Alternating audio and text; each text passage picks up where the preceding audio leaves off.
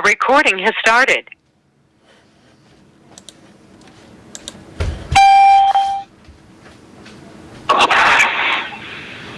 John Harrop, Assistant Water and Sewer Superintendent.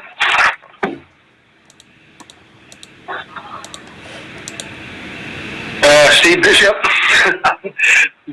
Water Sewer Commission Chairman. Jim Jordan, Water Sewer Commission Member. Steve Peterson, Weston and Sampson. Janice Roberge, Administrative Secretary. Alright, well, before we get going to the meeting, I'd like to all rise and say pledge of allegiance.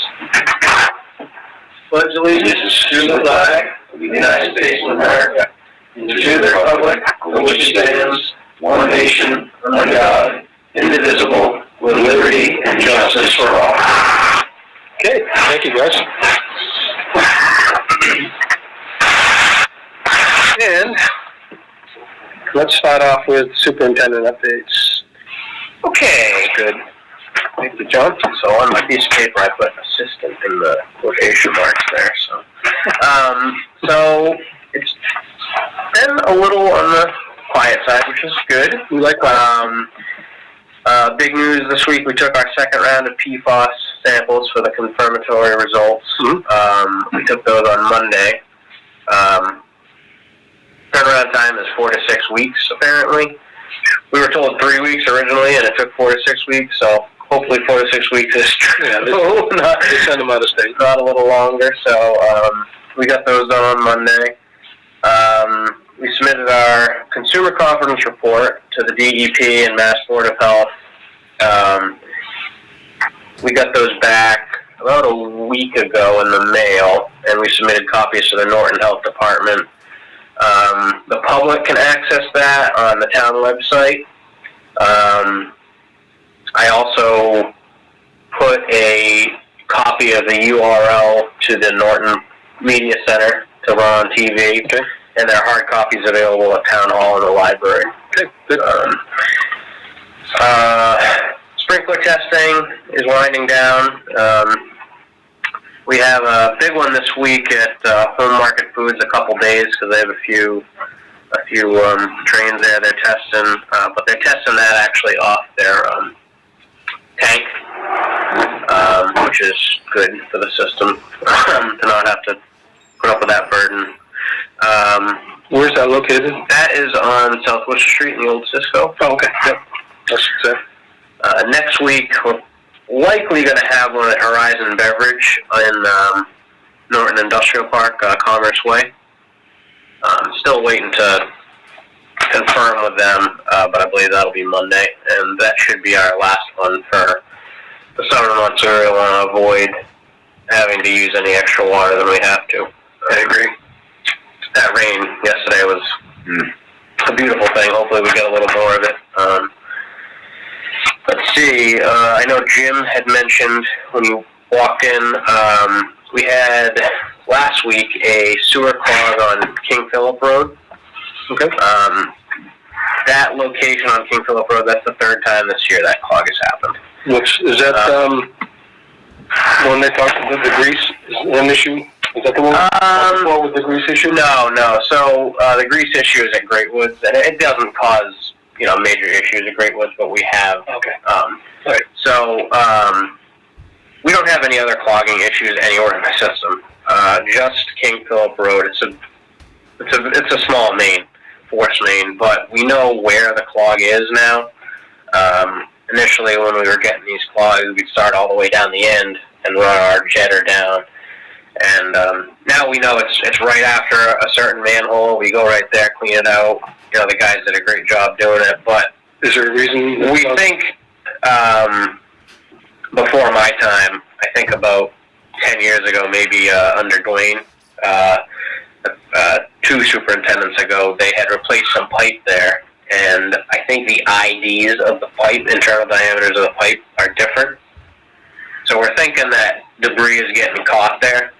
And is there any way we can camera that? Yeah, well, so they did run the camera down it last time they were there, and it is definitely 2 different types of pipe. But there's no roots, nothing like, sometimes it's good to find routes you know exactly what the issue is, you know. But so we're thinking some further investigation is going to have to be done. We might have to dig up and make a repair there if we can, see what we can do. That's what Howard, our lead sewer tech, is thinking. It's probably caused by that. And like I said, it's good that we know where it is now and it's easily fixable. But obviously, we don't want to have to keep going out there, and we don't want to have the customers on King Philip have to deal with this once every 3 or 4 months. Mm-hmm. So That's not, there's no chance of backing up in houses, right? Theoretically, 99.9% of the time it shouldn't. There's check valves on all those. So like I was saying to Jim, if there is any backup, it's from them flushing their own, toilet or running a shower or what have you, but it's not system backing up into their house. That was last Wednesday, 7 o'clock. I think they finished around 11. They would have been out of there in about an hour if they wanted to run the camera. So, That line on that street is just its own main on that street and goes right into Taunton from there. It doesn't interface. no, so it goes into,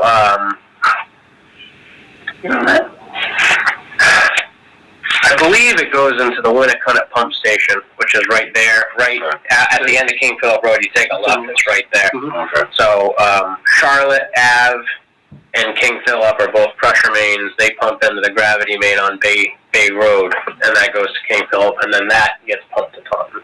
Okay. That was last week. It's been past few on-call rotations have been very quiet, but Howard this week had a very busy one.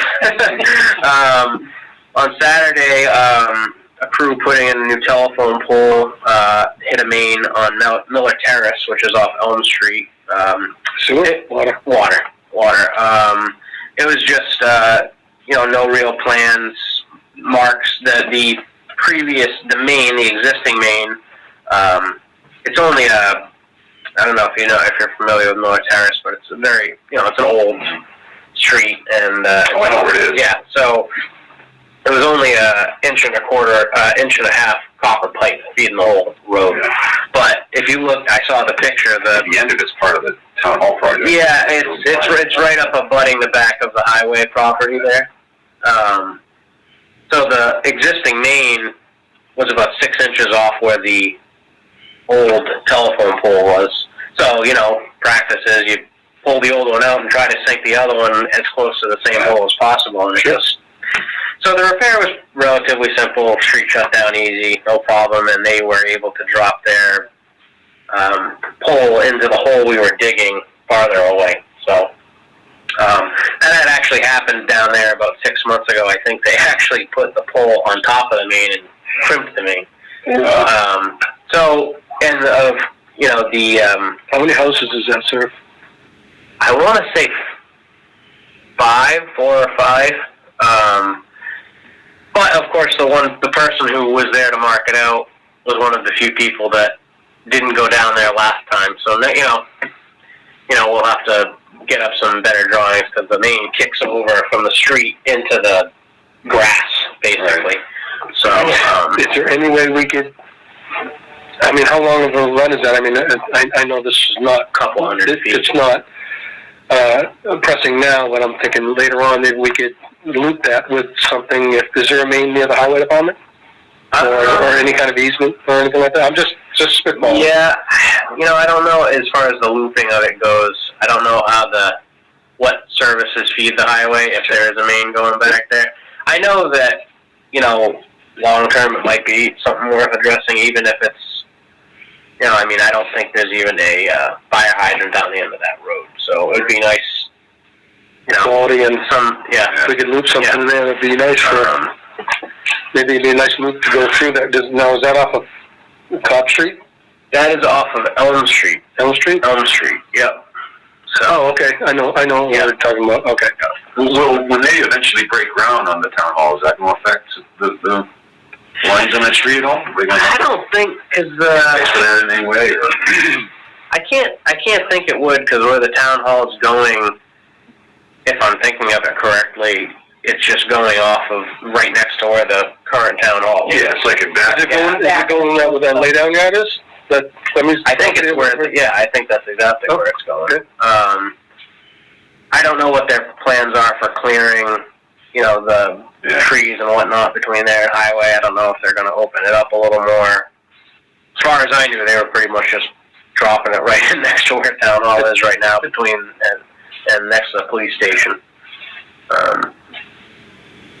So yesterday, I don't know if it was weather related. I know were having our issues with our internet and phone lines here. Our SCADA dialer went down. And we called Paul Roulette, who's our SCADA guru. He's amazing. He's great. But he had a couple other calls to deal with, so he didn't get here till later in the day. He got the auxiliary line back running, up and running for our secondary line for the dialer, but our primary line, as of today, was still down. Verizon was on their way out. They were supposed to call us when they were on their way.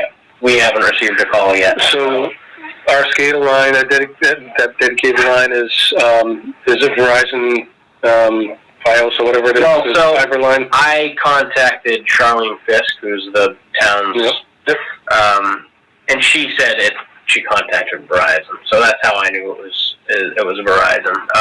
The SCADA's up and running now. The SCADA itself didn't go down at all. It was just the dialer that went down. Okay.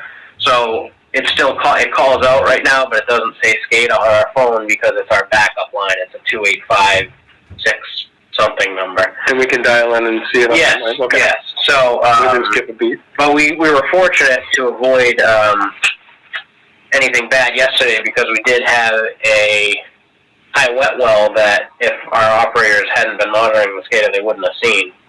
And it was a simple bubbler tube needed to be replaced down at Knollwood, which was fixed today. But if they hadn't been monitoring it, the wet well got pretty high. So it's just funny how something simple like the dialer not being on, and then when the operator got there, the screen was reading that the wet well level was 2 feet, but because the bubbler tube wasn't working correctly, it actually was at, above 10 feet, and the pump's supposed to turn on at 5 feet, so that was pretty significant.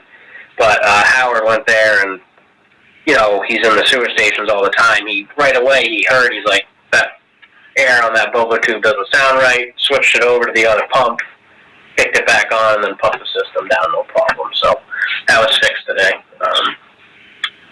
But it's funny how, like I say, we can put a man on the moon, but something simple as a phone line sometimes can be, Have they ever talked about, I know we haven't as a board, about like a radio backup? Or Derek had mentioned something. I believe he was, and this I'm not 100% sure on this. I believe there was some sort of app he had on his phone that was also sending him some sort of an update. I'm not positive about that.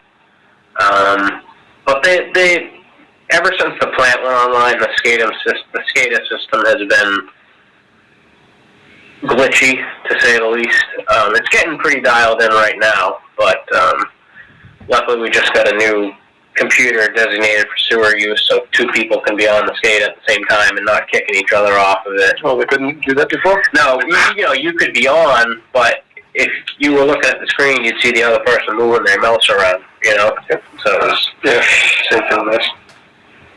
what else is going on? Like I said, it's been kind of slow at the end of the fiscal year.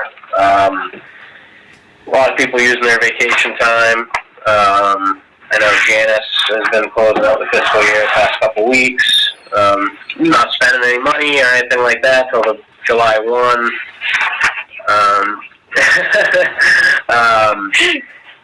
We're keeping an eye out for sprinklers. I know Tara knows a little. She's not here, but about the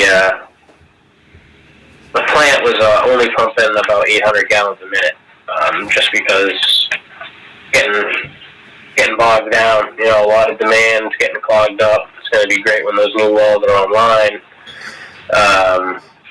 It'd be a no look until, what, September? Yes, yeah, so we're keeping our eyes out we're trying to, I will say I've seen a lot of people in town watering with handheld hoses, so I haven't really seen many, any sprinklers going that we haven't addressed in the past as non-potable wells, but, definitely an issue, so, we need all the rain we can get, that's for sure.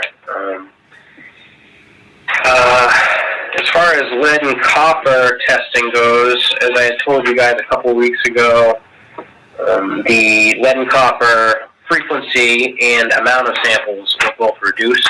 Yep. So we only have to sample once a year. 30 Tier 1 sites, the schools and daycares. We're probably going to do that after the start of the holiday. I designated one of our operators to kind of take the lead on that. I had done it the last few rounds, but with other things I have going on, it's just a little easier if I can have someone do the, for lack of a better word, grunt work of it as far as dropping off bottles and whatnot, and writing out the sampling paperwork and Do we ask the residents if they want to participate, or do we just drop off the bottles? We have sent letters in the past informing them of their site's selection. In selecting the 30 Tier 1 sites we did now, we went with the people who are most cooperative in getting us the bottles back to begin with. Because to qualify for a Tier 1 site, you have to be, I think the house needs to be built between 82 and 85. Correct. And there's a very, very, very finite amount of those in Norton. So we went with people that get us the bottles back right away, no problem. And so like I said, I was away for a week. He's away this week. I just felt that it would be better if we waited till after the holiday. Everyone uses their time. I think you should do a full staff. I totally agree with that too. That'll take up some time if you, for sure. It's a crapshoot. Yeah, if people want to do this or not, then I get it. Yeah, for sure. Most people, like I said, are very cooperative, and it's beneficial for them as well. You ever get any residents actually asking that they be one of the ones that get tested? No, I haven't, and like I said, they have to to even be a Tier 3, you have to have certain qualifications. And with the lead and copper sampling is going to be changing in a few years anyway, so it's kind of, now that we have this reduced sampling, kind of go with what we have and wait for the new lead and copper rule to come out, which is going to be substantially different. A bit of not great news last week. You said we had all good news. Yeah. This was actually, I think, 2 weeks ago, but I believe it was after the board met. So it's Frank's fault. Our sewer truck with the crane on it, the engine failed. So I'm not a mechanic by any stretch, but it was losing power. He was able to limp it back to the shop. It is 14 years old. What's the one we just bought? I thought we just bought one. So that's we have a sewer truck. It's only a year. That's only a year old. Okay. Our crane truck is I think a 2007 F350. Is it a new crane? It's a new crane. Oh, okay. Yeah, Okay, that's what I remember. Yes, Okay, yes, it's a new crane. So who's repairing that? So we're waiting. It's actually the truck's out here. We talked to Rodman in Foxborough because it's a Ford, and they said it'll probably be around $8,200 at the most to have it fixed. We had brought it to asked Mansfield Auto to look at it, but they don't have it's a very heavy truck, so they don't have the lifts capable of handling it. So is that price for a new motor for it? that is, I think, the high cost if it needs a new motor. Okay. They need to look at it. It's out here. They said they've been really busy, and they'll come and grab it themselves, tow it over there. But if it does need a new motor, it's on back order. So we're kind of at What are we doing? See. What do we do in the meantime? Sorry to keep on interrupting. No worries. Yeah, I mean, it's kind of, I know Frank had reached out to, the town manager and others as far as if we could get any emergency funds to get, either a new vehicle or, because, you know, you're kind of, the truck itself is in pretty good repair. The, utility body and the crane on it are pretty good repair. How often do we need it? Well, so it gets used, the truck itself gets used basically every day. The crane doesn't get used every day, but, it's one of those things where we do have that other sewer truck. It's lighter, it doesn't take as much of a beating when you drive it just because of the amount of stuff in it. But we've had COVID, so we haven't had people driving in the same trucks with each other. They are now starting. All over. But also, our lead sewer tech feels that when you need something, sewer and water are different where, if there's an emergency in sewer, you need to get it respond. You can't wait a half hour for someone to go grab a sewer truck, you know? So he would rather have it with him. Is there specific tools or apparatus on the sewer truck that you need specifically for what they do, or just the crane. just the crane? Just the crane, Okay. because we have a crane on our service truck, but we don't want to be using a water truck to do sewer work. And the crane, like you said, Steve, new, it was ordered specifically and correctly. The last crane was not what it should have been. So, and, you know, there are tools, there's a lot of tools in the other sewer truck as well. A lot of the stuff can be done with just some tools, but as far as, you know, we have the majority of our pumps are submersible pumps. You need a crane to pull it out of there to do any sort of maintenance on it. So, it's definitely something we don't, we really would like to not have to wait on a new engine, and if it's back ordered. Do we want to consider replacing the truck, keeping the crane, and just get a new truck? I don't know what condition the rest of the truck is. Yeah, well, it had been discussed, as far as even taking the whole utility body off, putting it on a new truck. Just the cost, I mean, it's not, Right. you know, the truck that we had, that's in our budget for this year is like a $35,000 truck. This truck is about a $60,000 to $70,000 truck. So, money-wise and time-wise, it's probably just in our best interest to replace it, and then maybe the motor, I mean, the engine, and then maybe try to build it into next year's budget, you know. How far back ordered is a new motor for it if it comes to that? I don't know that. I don't know. I doubt they know, honestly. I think Frank seems to think, and Rodman seems to think it's something they can fix. Okay, cool. So that would be obviously ideal.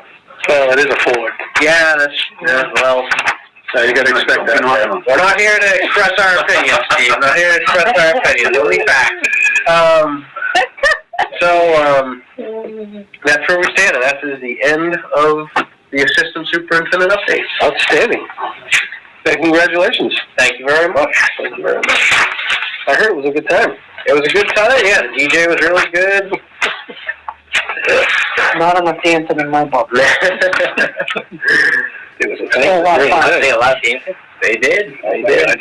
No masks. It was great. The timing couldn't have been better. Yeah. Couldn't have been better. Weather couldn't have been better. Everything was Good time. great. So, I thought we didn't sign 3 or 4 of them. Hey. He catches me. He catches me. Okay. Second set of eyes are Like that. open.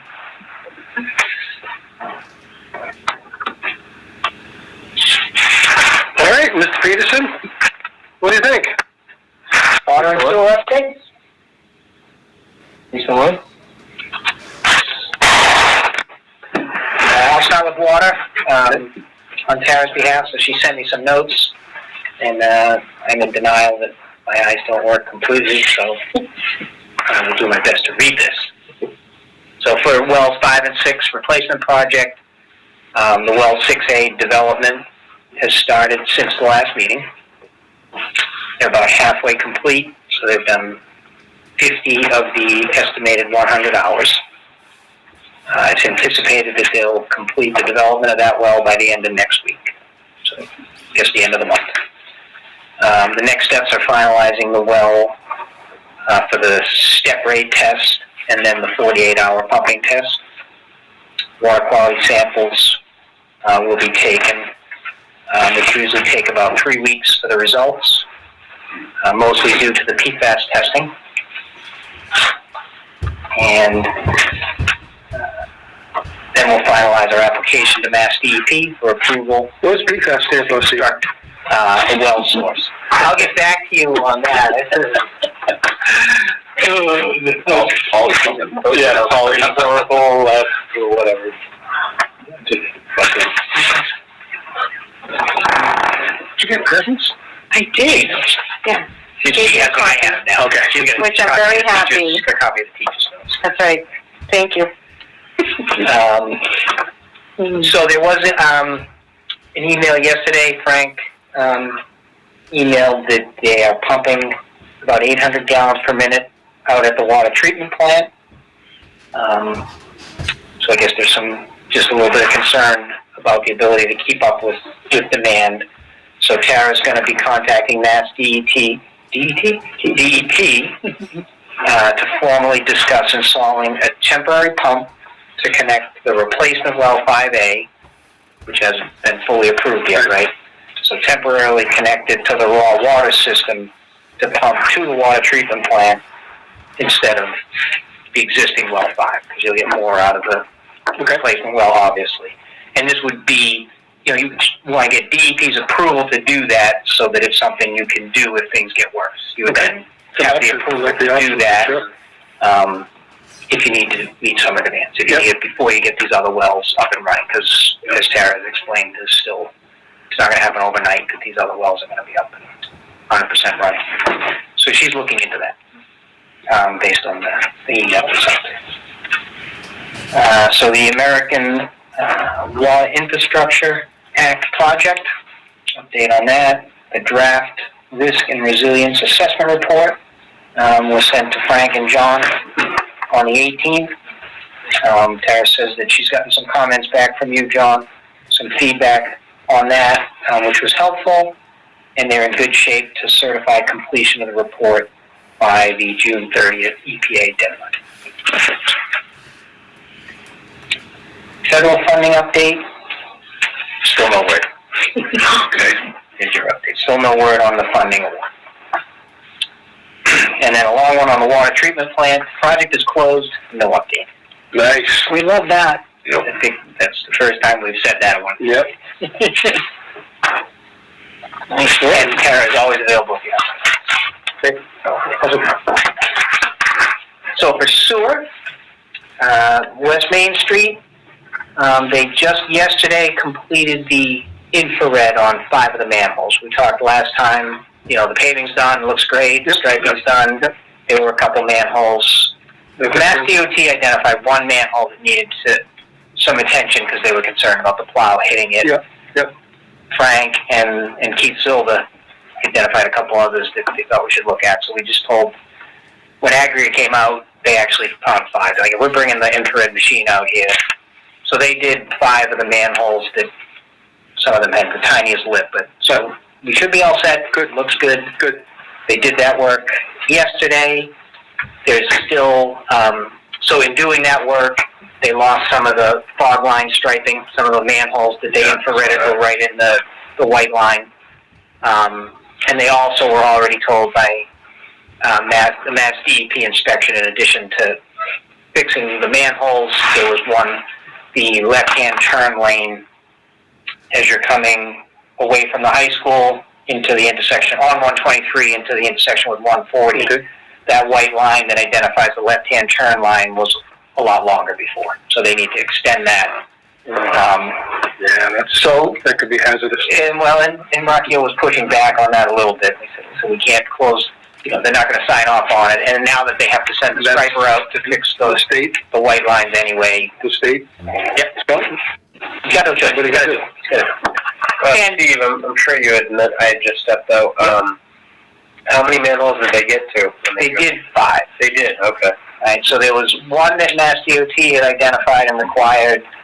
There were two others that the town had expressed some concerns over, and then Aggregate actually identified a couple others that they Which thought was was very surprising when I heard that. Yeah, I think Frank told us that last time, Yeah. that those guys picked up a couple more, so, hey, Yeah, It's good. so they did that on there, and they're the ones that are gonna get the call when something goes wrong, so they stand behind the machine. well, we'll be the ones to get the blame.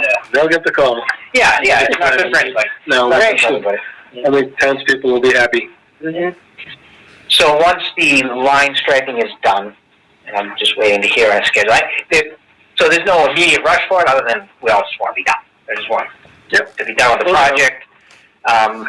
They're gonna try and coincide it when the striper's out doing some work in the area and come through here on their way home or between jobs or whatever, as opposed to mobilizing just to paint 50 feet of white stripe. Yep. So they'll let us know, and once that's done, we can close it out with Mass DOT, which would be a nice, awesome milestone to be done with Mass DOT. I was surprised that they had only identified that one manhole, considering it's gonna be their road to plow and whatnot. But Yep.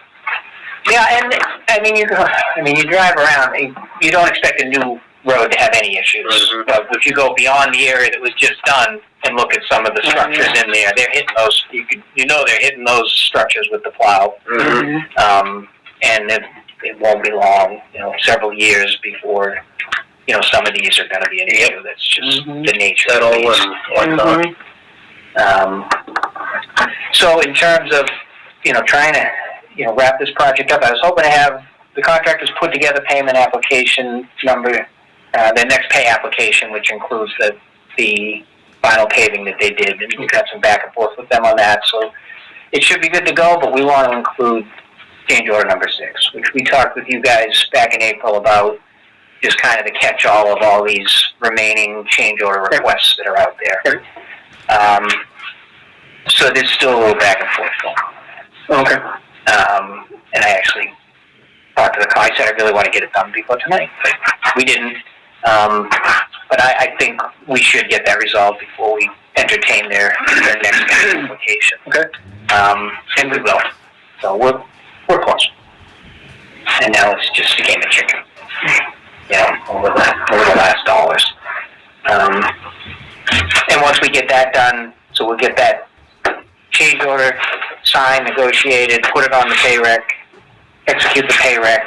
Then we have to, in order to close out the project, we'll do the balancing change order, which is, it's no money involved. It's just because it's a unit price job, they got paid less on some items, more on some items, just whatever. The estimated quantities versus the final quantities. Okay. So we just balance it all out.